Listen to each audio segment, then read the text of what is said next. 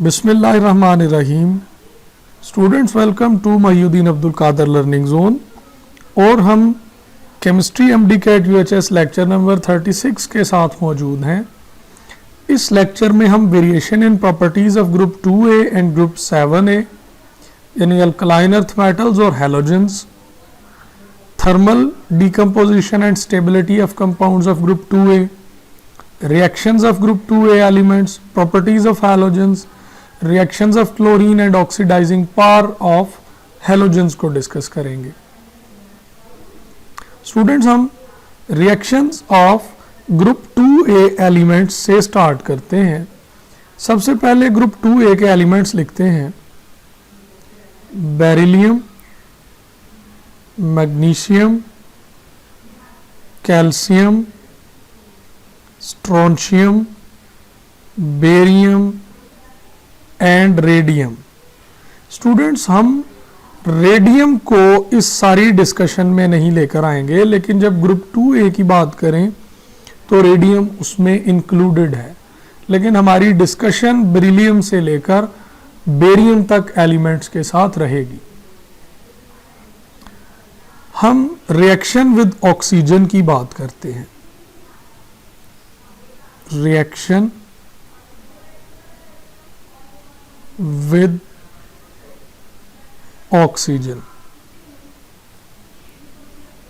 सारे elements oxygen से react करते हैं। मैं एक जनरल मेथड से लिख रहा हूं। जब M लिखूंगा तो इसका मतलब है कि उसके साथ वो सारी मेटल्स को रिप्रेजेंट करता है। It form 2MO, metal oxide बनेंगे। स्टूडेंट्स, इसमें दो चीजें और हिंट के तौर पर आपको दे दूं कि barium plus O2 at 5 to 600 Celsius it form barium peroxide BaO2। ये एक पर ऑक्साइड है। स्टूडेंट्स, आप अगर पिछला लेक्चर देख चुके हैं तो फिर आपको पर ऑक्साइड्स का आइडिया होगा, जिसमें ऑक्सीजन की ऑक्सीडेशन नंबर -1 हो, ऐसे ऑक्साइड पर ऑक्साइड कहलाते हैं। और बेरिलियम के साथ यही रिएक्शन 800 सेल्सियस पे होगा। Why at 800 Celsius? Students, beryllium के ऊपर BeO, बेरिलियम ऑक्साइड की एक प्रोटेक्टिव लेयर आ जाती है जो बिलो 800 ब्रेक नहीं होती। तो कंप्लीट ऑक्सीडेशन ऑफ बेरिलियम के लिए फिर हाई टेम्परेचर चाहिए, दैट इज 800। और बेरिलियम का जो ऑक्साइड है वो एम्फोटेरिक है, amphoteric oxide. All others are basic oxides. यानी बेरिलियम ऑक्साइड एम्फोटेरिक है, उसके अलावा magnesium oxide, calcium oxide, strontium oxide और बेरियम ऑक्साइड। स्टूडेंट्स, यहां पर मैंने बेरियम पर ऑक्साइड नहीं लिखा, बेरियम ऑक्साइड लिखा है। नॉर्मल ऑक्साइड सबका बनता है, 5 to 600 पर बेरियम का पर ऑक्साइड बनता है। ये डिस्कशन की है। तो स्टूडेंट्स, इसके रिलेटेड MCQs आ सकते हैं। मैं इस लेक्चर में MCQs को बहुत ज़्यादा फोकस नहीं करूंगा, लेकिन हिंट्स को ज़रूर फोकस करूंगा कि कौन से हिंट्स से आप डिफरेंट किस्म के क्वेश्चन सॉल्व कर सकते हैं। Next is reaction with hydrogen.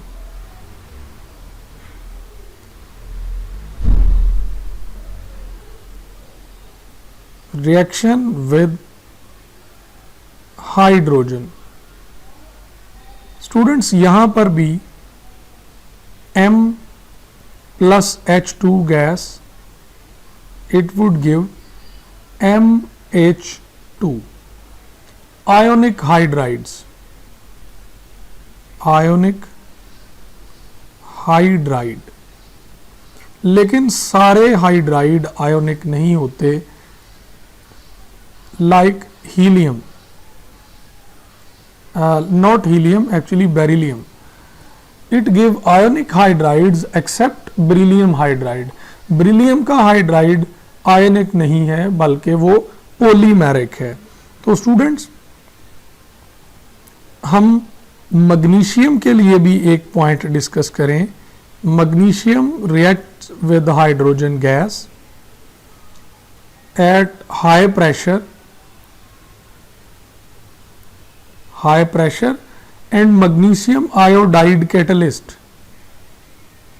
बाकियों में कैटलिस्ट की ज़रूरत नहीं होती, लेकिन मैग्नीशियम हाइड्राइड बनाने के लिए कैटलिस्ट की ज़रूरत है.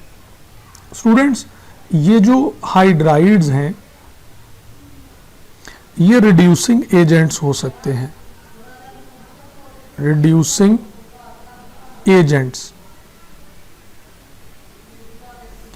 और ये सारे आयोनिक हैं, like magnesium hydride, calcium hydride,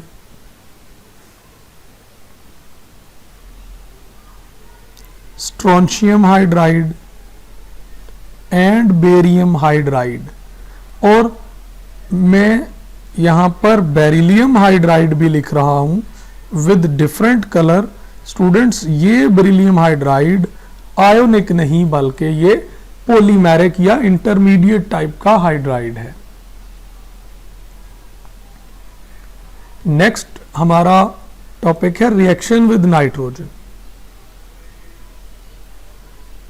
reaction with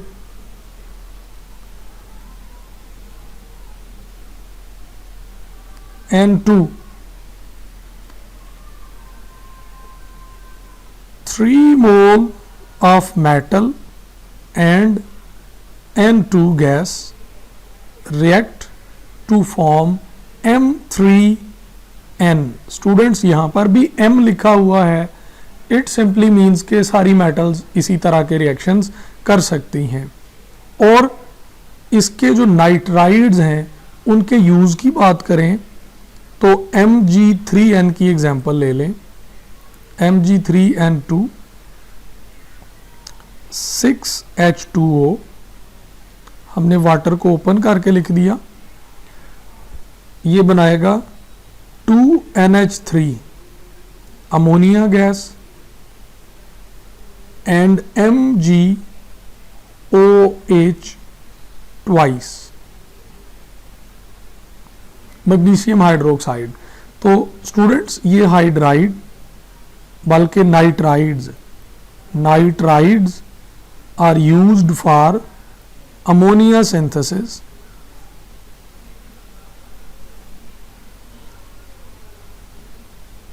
synthesis by hydrolysis. Ammonia synthesis by hydrolysis in water. ये इनके यूजेस हो सकते हैं. Next, reaction with sulphur. Reaction with sulphur. Students, सारे मेटल्स सल्फर के साथ रिएक्ट करके मेटल सल्फाइड्स बनाते हैं. MS and 2 moles. और सल्फाइड्स के यूजेस क्या हैं? Sulphides of group 2A release H2S gas on hydrolysis.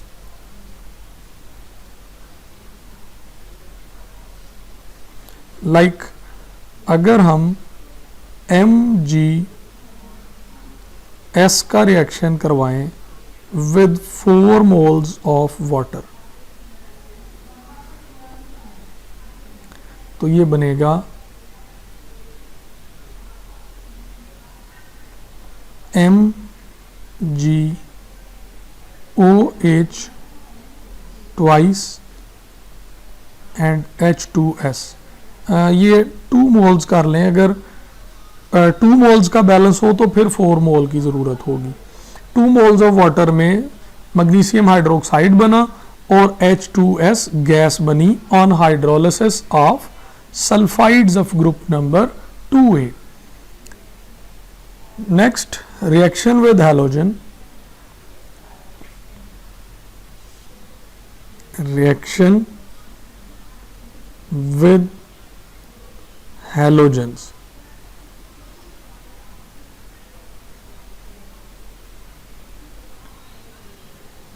M plus X2 MX2। यहाँ पर भी M रिप्रेजेंट करने का मतलब है कि सारे हैलोजेंस रेडिली रिएक्ट कर जाते हैं with metals and they form MgX2। Beryllium को भी लिखते हैं magnesium calcium halide, strontium halide and barium halide. तो ये हैलोजेंस हो सकते हैं। अब बड़ा इंपॉर्टेंट एक जो टॉपिक है वो है reaction with water. Reaction with water।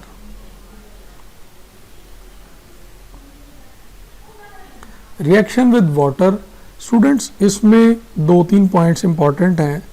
Beryllium do not react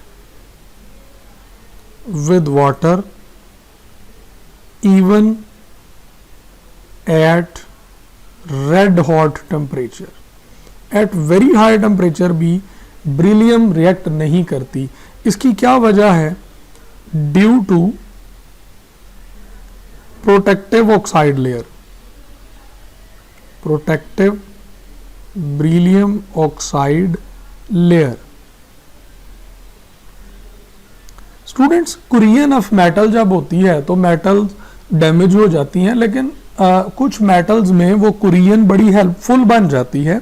Like in case of beryllium and aluminium, when oxide layer is formed, that is very compact and hard layer of oxide, और ये बहुत सारे reactions को prevent कर देती है और further Kurien को भी रोक देती है। अगर इसको मैग्नीशियम के साथ डिस्कस करें, magnesium and water, magnesium cold state में तो रिएक्शन नहीं करती,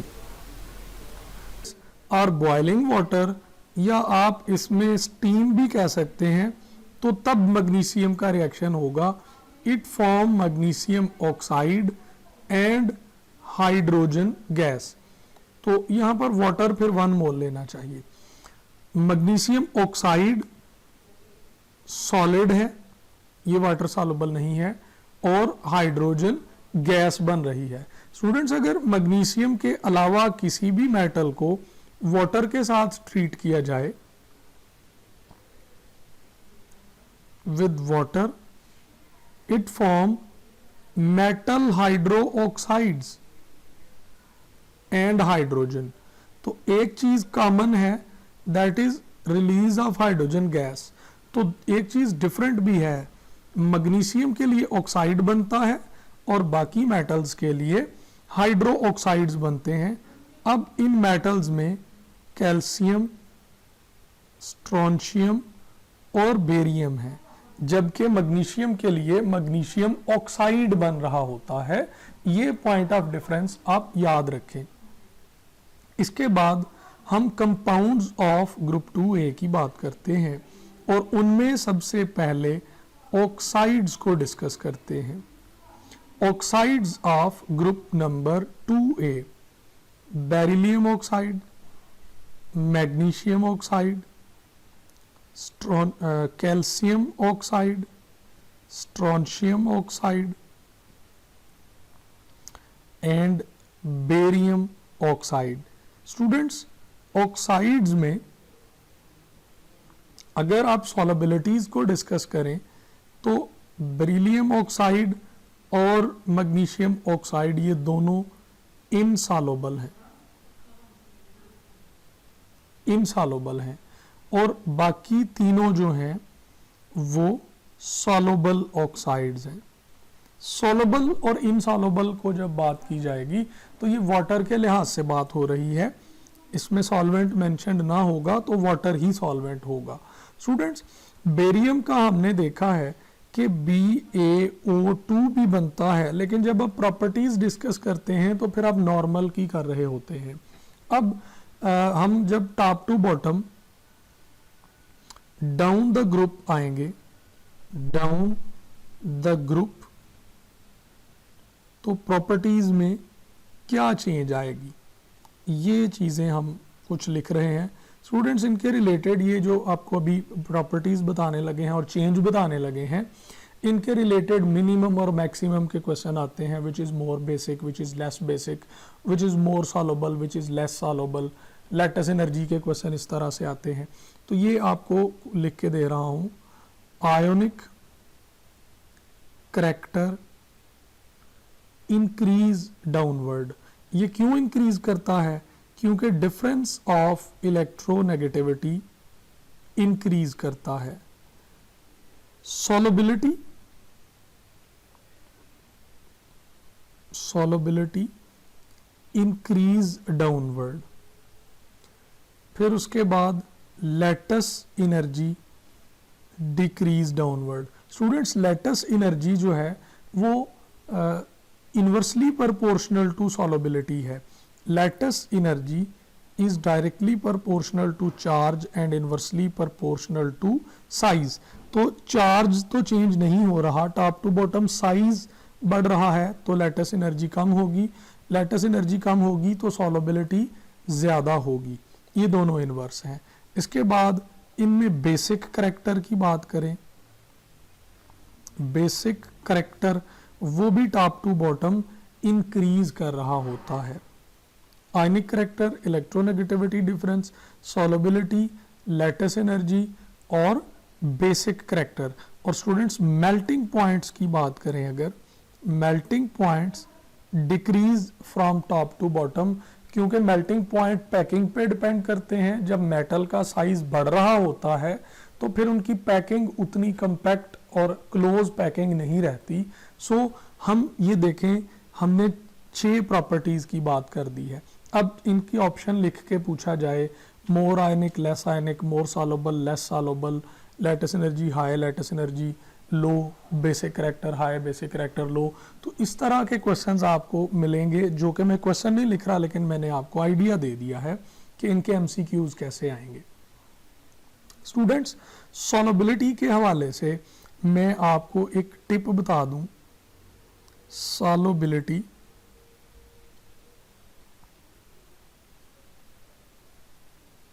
increase in group from top to bottom in all, only 2 things जिनमें solubility कम होती है, decrease in group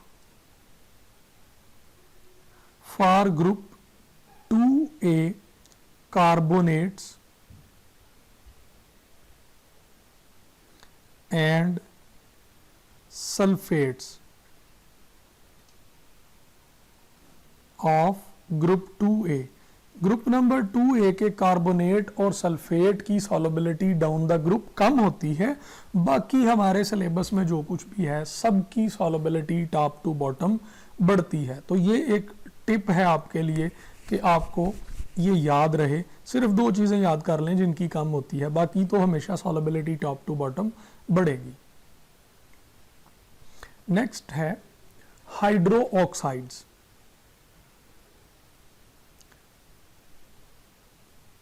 hydro oxides, इसमें हम बेरिलियम के लिए, मैग्नीशियम के लिए, calcium hydroxide,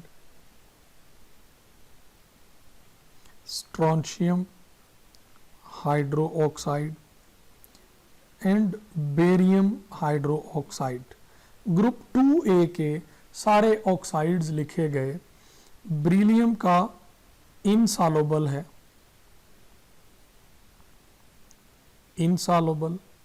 magnesium hydroxide is sparingly soluble.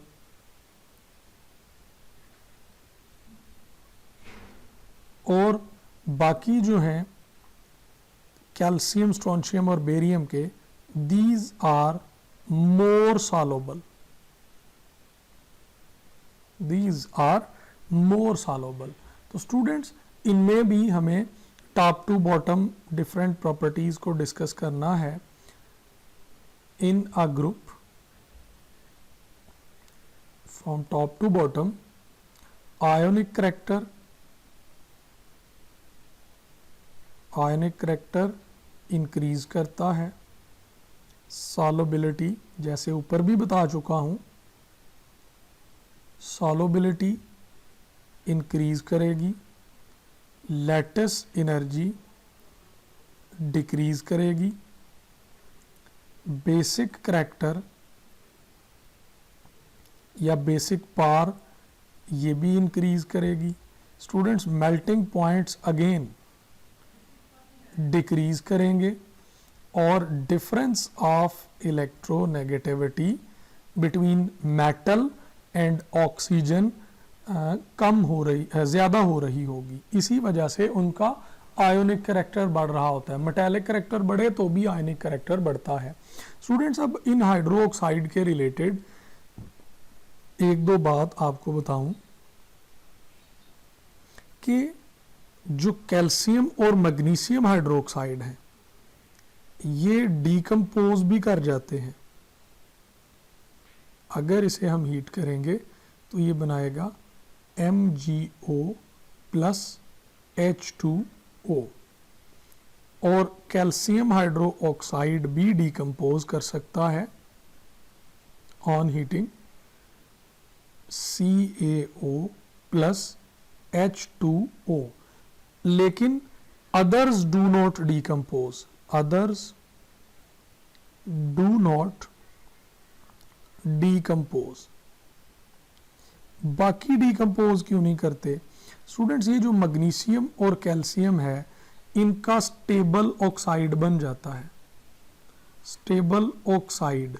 क्योंकि मेटल का साइज छोटा है, उसकी पैकिंग बेहतर होगी तो उसका ऑक्साइड स्टेबल होगा। Others do not decompose because oxides are less stable. तो डीकम्पोज होकर उसने पहले से ज्यादा स्टेबल कंडीशन में जाना है। जो डीकम्पोज होने के बाद ऑक्साइड स्टेबल नहीं बनेगा तो फिर वहां पर चांस है कि वहां पर डीकम्पोजिशन ही नहीं होगी। स्टूडेंट्स, इसके बाद एक दो और टिप बड़ी इंटरेस्टिंग है। मैग्नीशियम ऑक्साइड, इसका कॉमन नेम मैग्नीशिया है, मैग्नीशिया। और मैग्नीशिया को अगर सस्पेंशन बना लें, सस्पेंशन क्या होती है? It is called as milk of magnesia. Students, what is suspension? Suspension होता है हेटेरोजीनियस मिक्सचर, यानी वो सॉल्युबल ही ना हो। हेटेरोजीनियस मिक्सचर, जो सॉल्युबल नहीं हुए होते, ऐसी चीज़ों को हेटेरोजीनियस मिक्सचर कहते हैं। या अगर थोड़ा सा सॉल्युबल हो भी जाए, थोड़ा सा सॉल्युबल अगर हो भी जाए तो फिर भी कुछ इनसॉल्युबल मटेरियल उसमें मौजूद रहता है, उसको आप क्या बोलते हैं? Milk of magnesia. और स्टूडेंट्स, इस सस्पेंशन में MgOH ट्वाइस मौजूद होगा, MgOH ट्वाइस मौजूद होगा। That is milk of magnesia. यानी सस्पेंशन में MgO मौजूद नहीं होगा, सस्पेंशन के अंदर MgOH ट्वाइस मौजूद होगा। Milk of magnesia MgOH twice से है। मैं यहाँ से ये एरो हटा देता हूँ तब आपको शायद इसकी कंफ्यूजन ना हो कि MgO को मैग्नीशिया कहते हैं, सस्पेंशन ऑफ MgOH ट्वाइस को मिल्क ऑफ मैग्नीशिया कहते हैं। इसी तरह जो कैल्शियम ऑक्साइड है इसके लिए कॉमन नेम लाइम है। अब लाइम में अगर वाटर डालें तो दो कंडीशंस पॉसिबल हैं। एक कैल्शियम हाइड्रो ऑक्साइड एक्वस यानी सॉल्युबल हो और वो एक क्लियर सॉल्यूशन हो। Aqueous calcium hydroxide, clear solution, it is called as lime water. और लाइम वाटर CO2 को टेस्ट कर सकता है। It can be used to test the presence of carbon dioxide. कैसे, वो भी हम डिस्कस कर लेते हैं। स्टूडेंट्स, अगर कैल्शियम हाइड्रो ऑक्साइड सॉलिड हो यानी प्रेसिपिटेट की फॉर्म में हो यानी सस्पेंशन हो, मैं यहां पर इसको सस्पेंशन लिख देता हूं, सस्पेंशन, तो इसको हम बोलते हैं milk of lime, milk of lime. और मिल्क ऑफ लाइम कहां यूज होता है? For white wash. और मिल्क ऑफ मैग्नीशिया कहां यूज होता है? मिल्क ऑफ मैग्नीशिया यूज होता है स्टोमिक एसिडिटी के लिए, स्टोमिक एसिडिटी को ठीक करने के लिए। स्टूडेंट्स, अब एक और चीज जो हमने डिस्कस की है कि कैल्शियम हाइड्रो ऑक्साइड को कार्बन डाइऑक्साइड के टेस्ट के लिए यूज किया जाता है। It form CaCO3 solid that is insoluble and H2O। CaCO3 insoluble, ये वाइट PPT बनता है और इसी की वजह से वो मिल्क ऑफ लाइम नजर आ रहा होता है। अगर एक्सेस ऑफ CO2 पास कर दी जाए, CaCO3 यानी उसमें से आप और भी CO2 को पास करें in presence of water, it becomes calcium bicarbonate which is soluble in water, aqueous. It become clear solution now, clear solution when excess CO2 is passed। Students, फिर बता रहा हूं कि CO2 से रिएक्ट करके CaCO3 बनता है, वाइट PPT सोल्यूशन मिल्की हो जाता है। उससे ये आइडिया मिलता है कि मिल्की सोल्यूशन से आइडिया मिलता है कि वहां पर CO2 मौजूद है यानी एब्जॉर्ब हो चुकी है। और अगर एक्सेस ऑफ CO2 आप पास करते ही जाएंगे तो फिर कैल्शियम बाइकार्बोनेट बनेगा, दैट इज वाटर सॉल्युबल, और उसकी सॉल्युबिलिटी की वजह से वो सोल्यूशन बिल्कुल ही क्लियर हो जाएगा। इसके बाद carbonates of group 2A,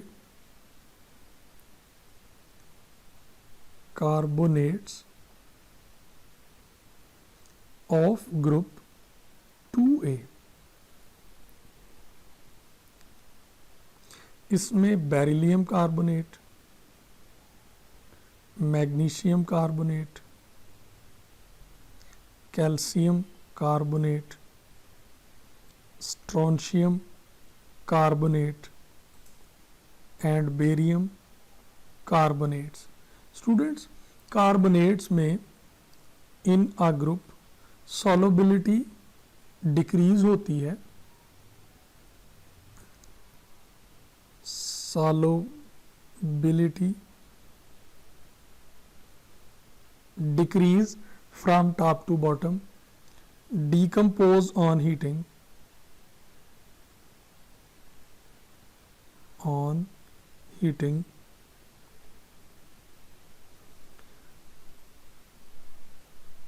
lower decompose with difficulty। इसकी वजह क्या है स्टूडेंट्स, ये पहले भी डिस्कस कर चुका हूं कि डिकम्पोज होने के बाद जो ऑक्साइड बनना चाहिए वो स्टेबल होना चाहिए, और बड़े साइज वाले मेटल्स के जो ऑक्साइड हैं वो उतने ज़्यादा स्टेबल नहीं होते, सो उनकी डिकम्पोजिशन फॉर कार्बोनेट्स थोड़ी सारी मुश्किल है। बुक ने जो लाइन लिखी है उसने लिखा हुआ है ease of decomposition decrease down the group, यानी lower decompose with difficulty and upper decompose with ease. तो ये एक आइडिया है, और ये सारे स्लाइटली सॉल्युबल हैं, कोई भी हाईली सॉल्युबल नहीं है, स्लाइटली सॉल्युबल है।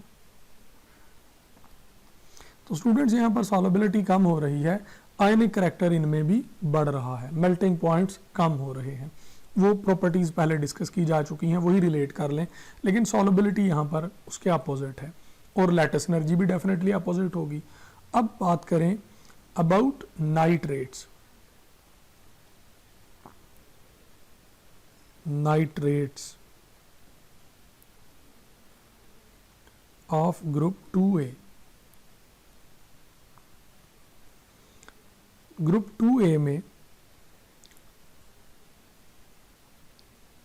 Beryllium nitrate NO3 twice, MgNO3 twice, CaNO3 twice, strontium nitrate and barium nitrate।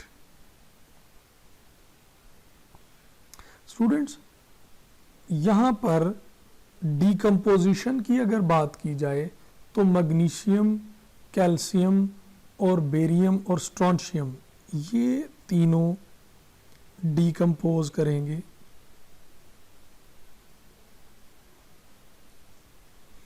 On heating, और इनकी डिकम्पोजिशन का आइडिया ये है कि 2MgNO3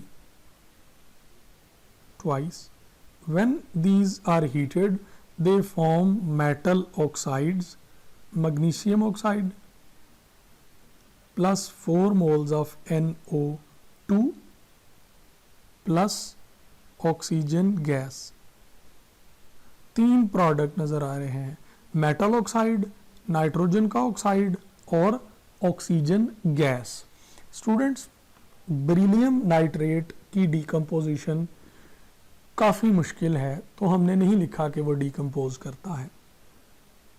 यहाँ पर भी सॉल्युबिलिटी बढ़ेगी, solubility increase in group when we come from top to bottom.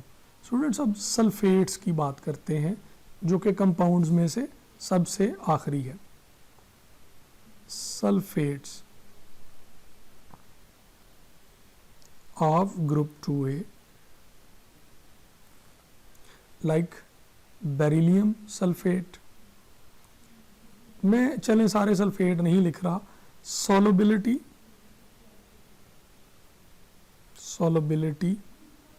Decrease downward, ये इसमें सल्फेट में इंपॉर्टेंट पॉइंट है जो कि मैं आपको पहले भी बता चुका था, और इनकी डिकम्पोजिशन वगैरह के बारे में कुछ भी डिस्कशन नहीं हुई। लेकिन जो कैल्शियम सल्फेट है CaSO4, अगर ये हाइड्रेटेड फॉर्म में हो CaSO4.2H2O, तो इसको बोलते हैं जिप्सम, ये इसका कॉमन नेम है। स्टूडेंट्स इसी से फिर प्लास्टर ऑफ पेरिस भी बनता है, CaSO4.2H2O। अगर ये 2 मोल लिया जाए, इसको जेंटल हीटिंग करें तो it forms CaSO4 dot H2O plus 3H2O. Students, when calcium sulphate और जिप्सम लूज 3/4 वाटर, स्टूडेंट्स ये 2 मोल हैं, 2 इंटू 2 वाटर कितने मोल हो गए? 4 मोल, 4 में से 3 मोल्स लूज हो गए, तो 3/4 यानी क्वार्टर में से 3 हिस्से वाटर उसने लूज कर दिया, तो जो बाकी बना that is called as POP, plaster of Paris. CaSO4 twice H2O, इसको POP भी कहते हैं, और इसको कैल्शियम सल्फेट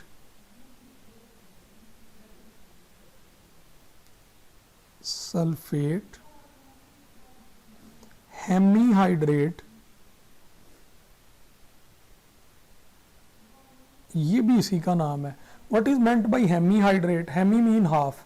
अगर 2 कैल्शियम सल्फेट के साथ 1 मोल वाटर है, तो 1 कैल्शियम सल्फेट के साथ सिर्फ 1 मोल वाटर बचा, इसलिए इसको हेमीहाइड्रेट भी कहा जाता है. स्टूडेंट्स, अब हैलोजेंस पे डिस्कशन करते हैं. Halogens,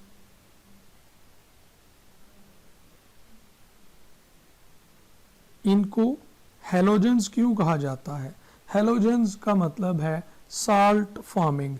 when they are treated with metals they form salts, so they are called as salt forming. Fluorine, chlorine, bromine, iodine और एस्टेटीन. स्टूडेंट्स, एस्टेटीन हैलोजेंस का हिस्सा तो है, लेकिन हमारी बहस में नहीं आएगा for the discussion of properties. इसमें आप प्रॉपर्टीज को जरा देखते जाएं कि फ्लोरीन पेल येलो है, ये कलर है. Chlorine yellowish green, yellowish green. Bromine reddish brown, reddish brown. और आयोडीन ये ग्रेश ब्लैक है, ग्रेश ब्लैक, या इसको सिल्वरी ब्लैक शाइनी भी कहते हैं. स्टूडेंट्स, अगर हम इनकी प्रॉपर्टीज के लिए कुछ चीजें लिखें from top to bottom in a group, तो हिंट्स ये होंगे कि ionisation energy top to bottom decrease करती है, electron affinity top to bottom decrease करती है, और इसमें एक्सेप्शन है क्लोरीन और फ्लोरीन की. उसको मैं एक्सप्लेन कर देता हूं कि वो कैसे है. स्टूडेंट्स, इसके लिए रेडियस बढ़ता है, डेफिनेटली वो तो सबके लिए बढ़ता है. इसमें reduction electrode potential top to bottom in a group कम होता है. मेल्टिंग और बॉइलिंग पॉइंट्स बढ़ते हैं. Fluorine gas, chlorine gas, bromine liquid और आयोडीन सॉलिड, तो ये एक बड़ा सीधा सा आइडिया है कि मेल्टिंग और बॉइलिंग पॉइंट्स बढ़ते हैं. स्टूडेंट्स, बॉन्ड एनर्जी की भी बात करें तो bond energy top to bottom कम हो जाती है. और ऑक्सीडाइजिंग पार, ऑक्सीडाइजिंग पार वो टॉप टू बॉटम कम हो रही होती है. तो ये हमने काफ़ी सारी प्रॉपर्टीज़ लिख दी हैं. When we move from top to bottom in a group, कौन सी चीज़ें बढ़ेंगी, कौन सी चीज़ें कम होंगी. स्टूडेंट्स, यहाँ पर मैं एक क्वेश्चन लिख रहा हूँ. Fluorine, beta, chlorine, Charlie, bromine and delta, iodine, maximum bond energy, maximum electron affinity किसकी है? स्टूडेंट्स, दोनों का ऑप्शन बीटा है. हम पहले बॉन्ड एनर्जीज को अगर डिस्कस करें, फ्लोरीन, क्लोरीन, ब्रोमीन और iodine. Fluorine is 155 kilo joule per mole, ये बॉन्ड एनर्जीज की बात करें। Chlorine is 242 kilo joule per mole, bromine is 193 kilojoules per mole and iodine is 151 kilojoules per mole। अब इसके बाद हम इनकी इलेक्ट्रॉन अफिनिटी वैल्यूज लिख रहे हैं। फ्लोरीन की इलेक्ट्रॉन अफिनिटी वैल्यू -322 है, क्लोरीन -349 है, ब्रोमीन -325 है और आयोडीन -295 है।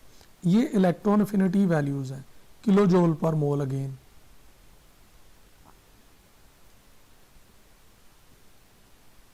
तो स्टूडेंट्स एक चीज फिर आप ऑब्जर्व करें कि इसमें बॉन्ड एनर्जी का और इलेक्ट्रॉन अफिनिटी का ट्रेंड बिल्कुल सेम है।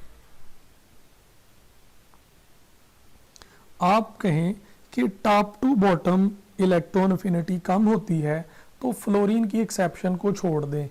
टॉप टू बॉटम क्लोरीन से ब्रोमीन और आयोडीन तक इलेक्ट्रॉन अफिनिटी कम हो रही है, top to bottom bond energy कम हो रही है, लेकिन फ्लोरीन और क्लोरीन में दोनों में एक्सेप्शन है for bond energy and electron affinity. अब इनकी ऑक्सीडाइजिंग पावर के साथ रिलेटेड कुछ चीजें डिस्कस कर दें। ऑक्सीडेशन पावर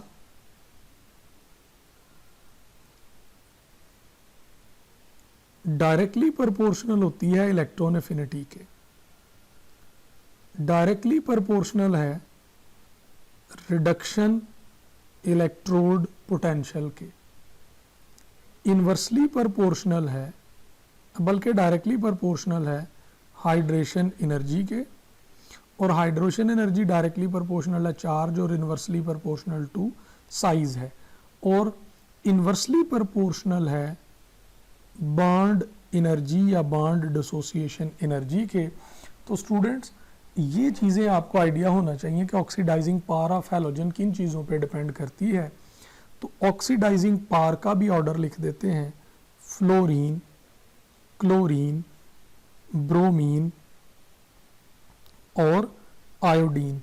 स्टूडेंट्स अगर आप इलेक्ट्रॉन एफिनिटी और बॉन्ड डिसोसिएशन एनर्जी को देखें तो उनमें एबनॉर्मेलिटीज़ आई हैं, लेकिन ऑक्सीडाइजिंग पावर ऐसे ही लिखी जाएगी जैसे मैंने अभी आपके सामने लिखी है। स्टूडेंट्स अब हैलोजेंस और उनके रिएक्शंस के लिए वो एक रीडिंग करने वाला टॉपिक है। मैं यहाँ पर कुछ चीज़ें हिंट के तौर पे लिख देता हूँ। Deeply read topics, uses of halogen, uses of halogens. Students ये यूनिट चैप्टर नंबर 5 है, उसमें आता है। Disinfection of water, disinfection of water bye chlorination. इस टॉपिक को भी आप चैप्टर नंबर 16 से रीड कर लें। चैप्टर नंबर 16 आखिरी चैप्टर। डिस्प्रपोर्शनेशन रिएक्शन,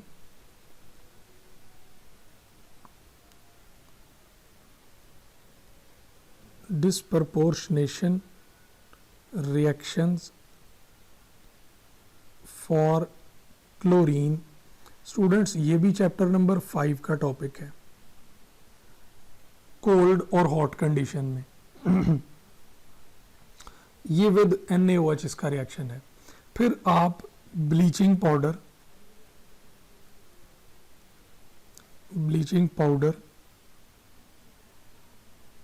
और ब्लीचिंग पाउडर के रिएक्शंस को पढ़ लें। और हेलोजेंस एंड इट्स कंपाउंड्स के टॉपिक को आप ज़रूर रीड कर लें, क्योंकि ये बड़े लंबे चौड़े थ्रेटिकल से बन जाएंगे, अजीब से।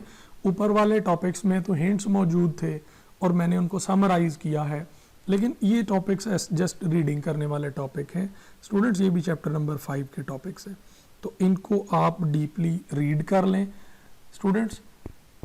ये हमारा एक यूनिट कंप्लीट हो गया। इसके बाद हम ट्रांजिशन एलिमेंट्स पे जाएंगे स्टूडेंट्स। अगर आपको हमारे ये लेक्चर हेल्पफुल लगे, आप हमारे चैनल को सब्सक्राइब करें, लाइक करें और दूसरे स्टूडेंट्स के साथ शेयर करें, ताकि ये ज़्यादा से ज़्यादा लोग इससे इस्तेफादा कर सकें। Students, wait for the next lecture. Till then, अल्लाह हाफिज़, अस्सलाम वालेकुम।